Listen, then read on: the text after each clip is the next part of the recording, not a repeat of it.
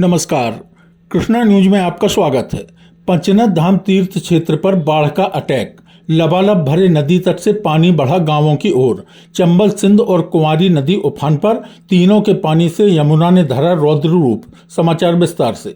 संपूर्ण देश में एकमात्र धार्मिक, पौराणिक, ऐतिहासिक एवं 5 पवित्र नदियों यमुना, चंबल, सिंध, पहुज और कुंवारी के पवित्र महासंगम पंचनाथ धाम तीर्थ क्षेत्र में एक बार फिर चंबल, सिंध और कुंवारी नदियां बाढ़ की चपेट में आ गई हैं और इन नदियों में आई बाढ़ के फलस्वरूप यमुना नदी भी रौद्र रूप धारण कर चल रही है, जो लगातार नदी तट से ग्रामों की ओर बढ़ रही है, जिससे लोगों में भय और चिंता की स्थिति देखी जा रही है। क्योंकि विगत 2 वर्ष पहले इस क्षेत्र में यमुना नदी का जो रौद्र रूप तटवर्ती लोगों ने देखा था, उससे संपूर्ण क्षेत्र के तटवर्ती ग्रामों में भयानक स्थिति पैदा हो गई थी, जिससे लोगों को विस्थापित होना पड़ा था और करोड़ों रुपए की फसलों के साथ साथ मकानों का नुकसान हुआ था। उसी को दृष्टिगत रखते हुए क्षेत्र में एक बार पुनः लोगों में दहशत फैली हुई है। लेकिन सचेत ऐप और आपदा प्रबंधन से मिली जानकारी के अनुसार चंबल नदी में 26,000 क्यूसेक पानी छोड़ा गया है, जो आज शाम तक बढ़ेगा और देर रात तक चंबल नदी का जलस्तर कम होने की संभावना है, जिससे बाढ़ का खतरा कम हो सकता है।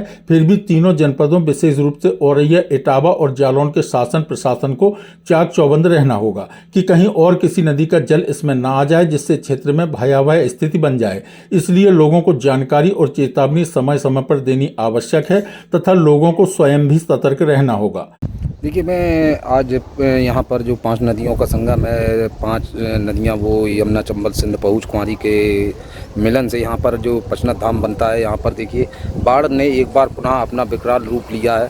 और मैं आपको दिखाना चाहूँगा कि ये पंचनाथ धाम पर जो चंबल और सिंध के साथ साथ जो कुंवारी में इस क्षेत्र में देखिए मैं दिखाऊंगा कि ये स्थिति बन रही है। मैं आपको जो बाढ़ का नज़ारा है पहले से ही मैं इस ओर आपको का ध्यान आकर्षित कर रहा था, चूँकि आज फिर मैं आपको लाया हूँ कि ये स्थिति है कि यदि यही स्थिति रही तो हो सकता है कि आने वाला सुबह यहाँ संकट भरा हो। मैं बीरन सिंह सेंगर, पंचनाथ धाम, औरैया से।